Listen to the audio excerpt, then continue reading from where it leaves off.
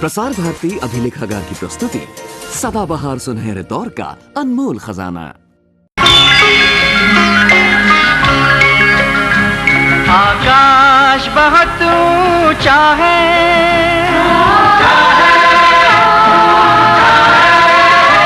और दूर बहुत है तारे, फिरते हुए सैकड़ों सूरज, ब्रह्मांड के ये बंजारे।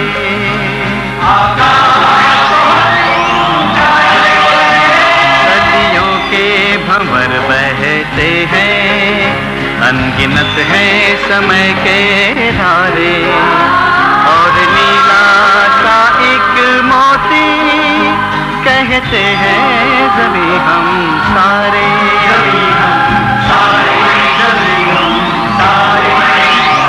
छोटी सी बूंद सी धरती सागर से कहीं गहरी है, आकाश की गंगा में ये बजरे की तरह बहती है। आकाश बहुत ऊंचा है।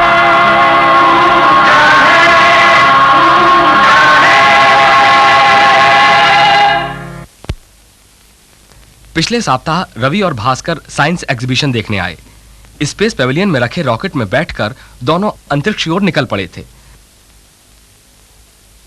पृथ्वी के उपग्रह चंद्रमा की जानकारी लेने के बाद उनका यान हमारे सौर मंडल के भीतर के 3 ग्रहों बुध, शुक्र और मंगल को देखता हुआ जब बाहर के ग्रहों की ओर बढ़ा तो वो एस्टेरॉयड बेल्ट में फंस गया, और उसके बाद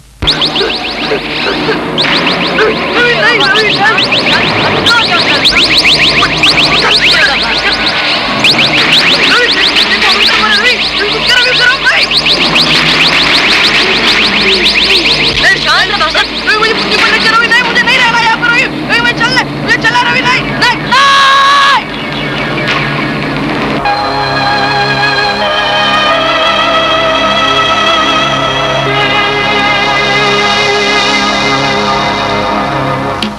भास्कर, उठ भास्कर, अब खतरा दूर है।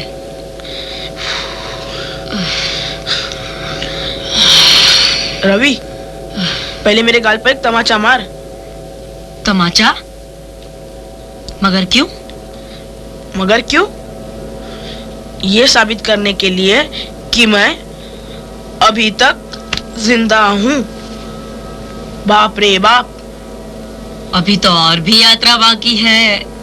आधी यात्रा में ब्लड प्रेशर दुगना हो गया। हार्ट फेल कराना है क्या? मैं तो चला। कहाँ चले? यात्रा पूरी होने तक सारे रास्ते बंद हैं। भूल गए क्या डरपोक चंद? अगर मुझे कुछ हो गया तो? अंतरिक्ष यात्रा की एक दुर्घटना टली हमारे यान चालक की कुशलता से। हमारा यान FD2 थोड़ी ही देर में इस खतरे की जगह को छोड़कर एक शांत स्थान की ओर पहुंचेगा।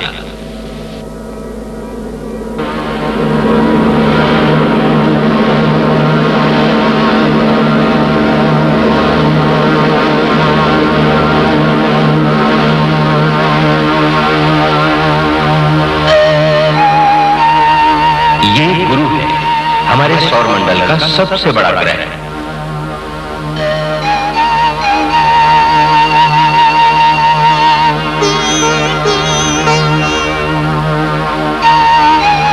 इस समय हमारा यान इस ग्रह से 25 लाख किलोमीटर की दूरी पर है। अगर किसी तरह तराजू के एक पलड़े पर गुरु तथा दूसरे पर सौर मंडल के बाकी 8 ग्रह रख दें, तब भी अकेले गुरु ग्रह का वजन उन 8 ग्रहों से दुगना होगा। वाह, गुरु वाकई सारे ग्रहों का गुरु है। केवल वजन या भार में ठोस हमारी पृथ्वी है, गुरु ठोस नहीं, जिसका घनत्व गुरु से 4 गुना अधिक है।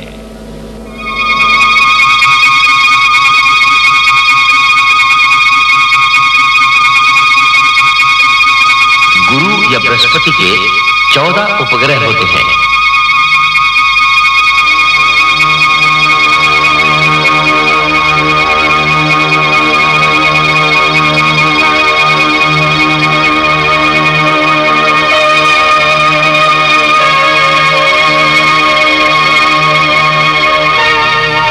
14, पृथ्वी का 1। ये गुरु की वो सतह है जो हमें पृथ्वी के किसी भी टेलीस्कोप द्वारा नहीं दिखाई देती है। तुम लोग इसे अंतरिक्ष से देख रहे हो। वाह! इस सतह के उत्तरी गोलार्ध पर जो तुम्हें कोशिकाएं जैसी दिखाई दे रही हैं, वो वास्तव में धूल भरी आंधियां हैं। कितना विशाल है गुरु? इतना विशाल कि इसका व्यास पृथ्वी के 10 गुने से भी अधिक है।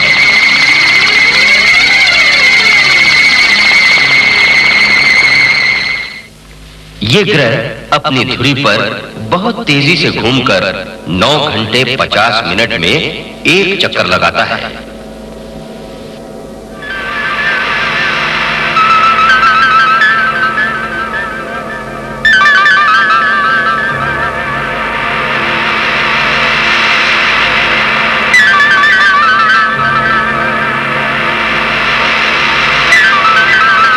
सूर्य की परिक्रमा करने में इसे 12 वर्ष लगते हैं।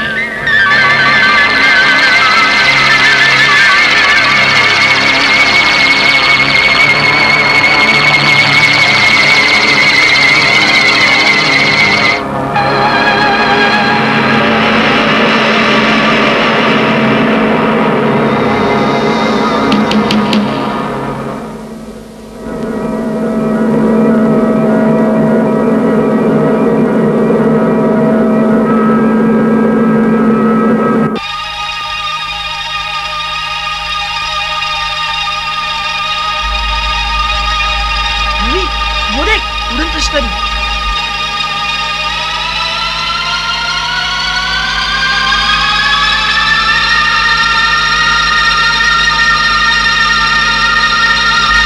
ये उड़न तश्तरी वास्तव में शनि है। अगर भय न हो तो इसके बारे में जानकारी दी जाए। जब मंगल से कोई अमंगल नहीं हुआ तो शनि से क्या भय? क्यों Bhaskar? Correct. You may proceed. लगता है तुझे अब मजा आ रहा है। ये ग्रह हमारी पृथ्वी से 9 गुना बड़ा है। सूर्य की एक परिक्रमा करने में शनि को 29.5 यानी 29.5 साल लग जाते हैं। अपनी धुरी पर घूमकर यह ग्रह 10 घंटे और 14 मिनट में एक चक्कर लगा लेता है। अच्छा, जबकि पृथ्वी को यह चक्कर लगाने में 24 घंटे लगते हैं। इसलिए क्योंकि यह पृथ्वी की तरह ठोस नहीं है। शनि का घनत्व केवल 0.68 है, यानी मिल्क शेक जितना, और पृथ्वी का 5.5। अगर किसी तरह इसे विशाल समुद्र में डुबो दिया जाए तो ये उसमें तैरने लगेगा। वाह! शनि के चारों ओर अनेक वलय या रिंग्स होती हैं, जो कई फुट व्यास के बर्फ के टुकड़ों की बनी है। वायदर यान से हमें इन वलयों के पास से दर्शन मिले।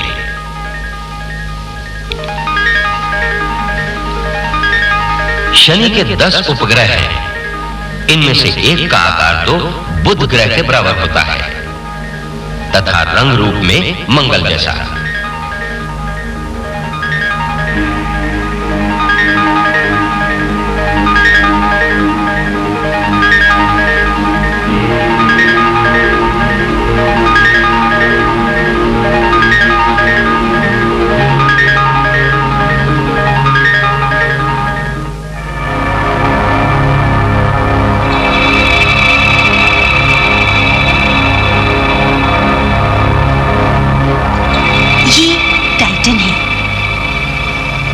पूरे सौरमंडल में केवल टाइटन ही ऐसा उपग्रह है जिस पर वायुमंडल है।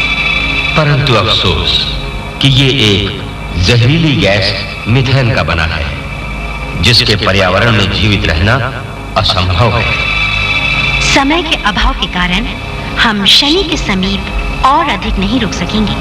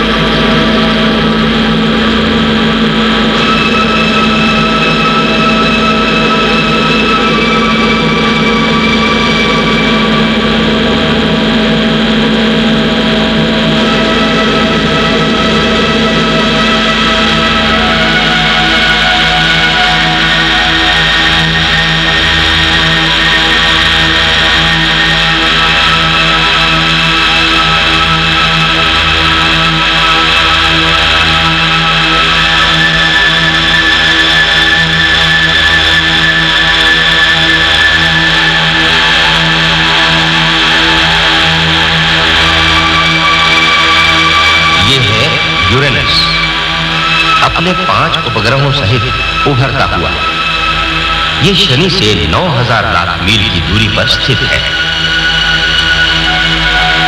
इस बर्फीले ठंडे ग्रह की दुनिया जहरीली गैस मीथेन की बनी है। ये ग्रह 84 वर्ष में सूर्य की एक परिक्रमा करता है।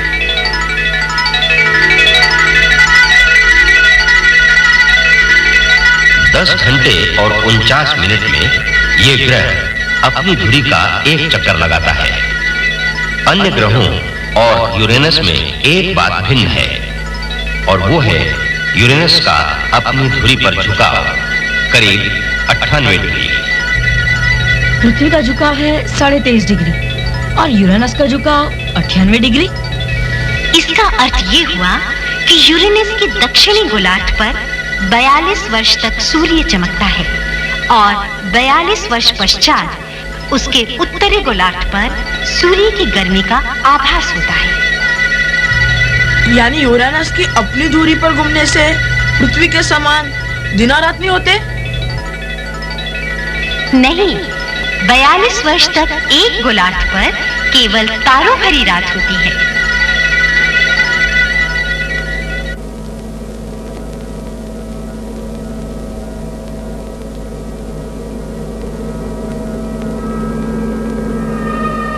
ये नेपच्यून ग्रह है। इसके समीप इसका बड़ा उपग्रह ट्रिटॉन तथा छोटा उपग्रह निरेइड है। यह ग्रह सूर्य से 30,000 लाख मील की दूरी पर स्थित है। नेपच्यून 165 वर्ष में सूर्य की एक परिक्रमा करता है तथा अपनी धुरी पर 15 घंटे में एक चक्कर लगाता है।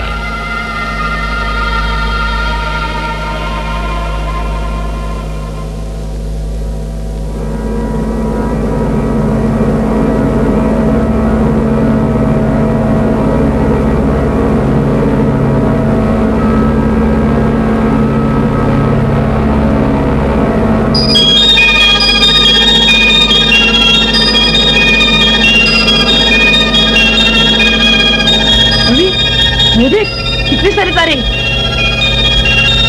हाँ, लेकिन उस बिंदु पर ये तीर कैसा?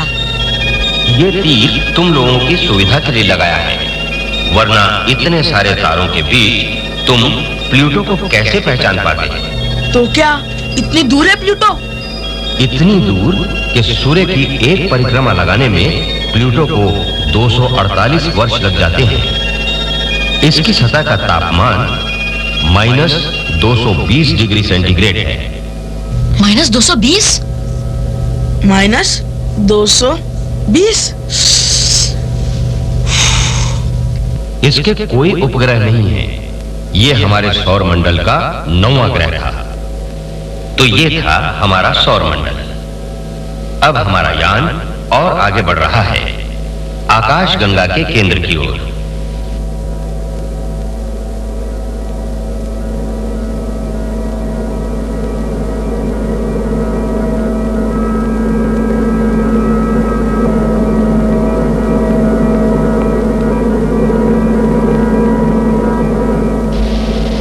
वैज्ञानिकों के अनुसार हमारे ब्रह्मांड की एक आकाशगंगा में 2 खरब तारे होते हैं।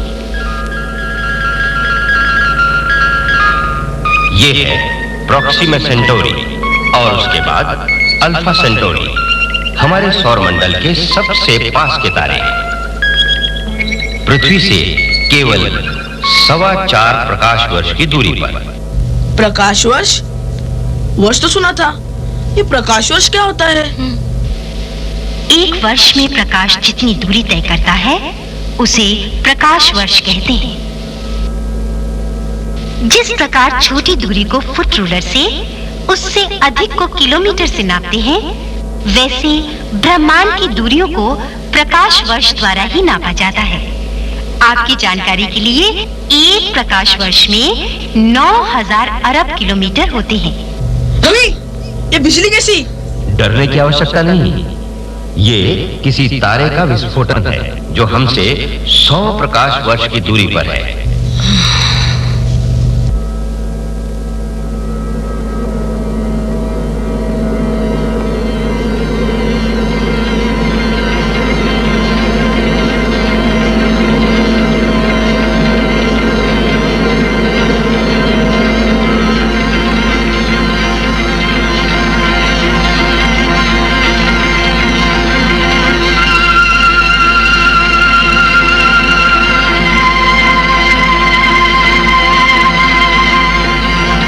ये है हमारी आकाशगंगा का बाहरी स्वरूप, जिसका व्यास है 1 लाख प्रकाश वर्ष।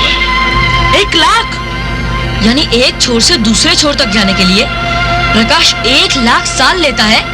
और इस गैलेक्सी का एक चक्कर लगाने में सूर्य को 25 करोड़ साल लग जाते हैं। तो सूर्य भी चक्कर लगाता है? हमें लगता था कि वो स्थिर है। वैज्ञानिकों के अनुसार इस ब्रह्मांड में 10 अरब गैलेक्सीज हैं, जिन्हें दूरबीनों से देखा जा सकता है। ये तो बादल लगते हैं। ये रही हमारी पड़ोसी गैलेक्सियां। इन बादलों की सर्वप्रथम खोज 4.5 शताब्दी पूर्व मैगलन नामक पुर्तगाली नाविक ने की थी। उसने इन बादलों को दक्षिणी गोलार्ध से देखा था, इसलिए इन्हें मैगलन क्लाउड्स भी कहते हैं। ये बादल अपने आप में छोटी गैलेक्सीज हैं, या यूं समझ लें कि हमारी आकाशगंगा के उपग्रह हैं।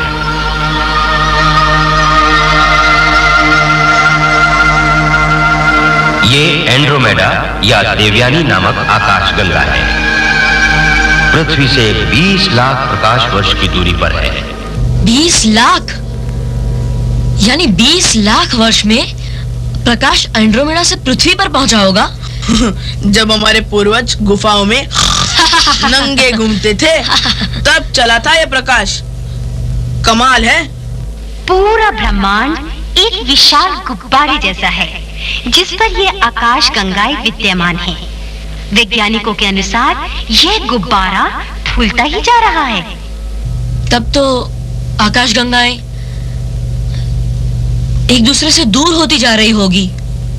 यही तो हो रहा है, और ब्रह्मांड फैलता जा रहा है कुछ इस प्रकार।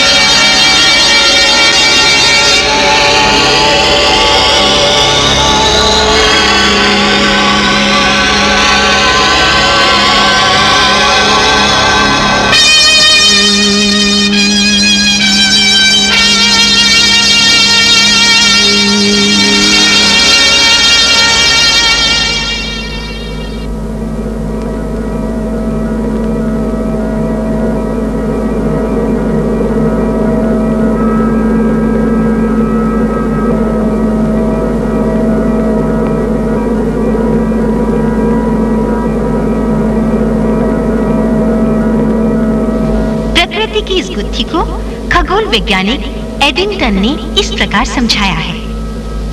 मनुष्य एक बोरे में बंद आलू के भीतर घुसे कीड़े के समान है, जो बोरा पानी के जहाज के तलघर में रखा है। हिलते हुए जहाज से वो समुद्र की अथाह गहराई का पता लगाना चाहता है। भास्कर, ये प्रकृति की गुत्थी भी कितनी जटिल है। वो कैसे? देखो, पृथ्वी अपनी दूरी पर घूमती है, चंद्रमा पृथ्वी का चक्कर लगाता है, पृथ्वी सूर्य की परिक्रमा करती है और सूर्य आकाशगंगा के चारों ओर घूमता है और मैगेलेनिक क्लाउड्स आकाशगंगा की परिक्रमा करते हैं।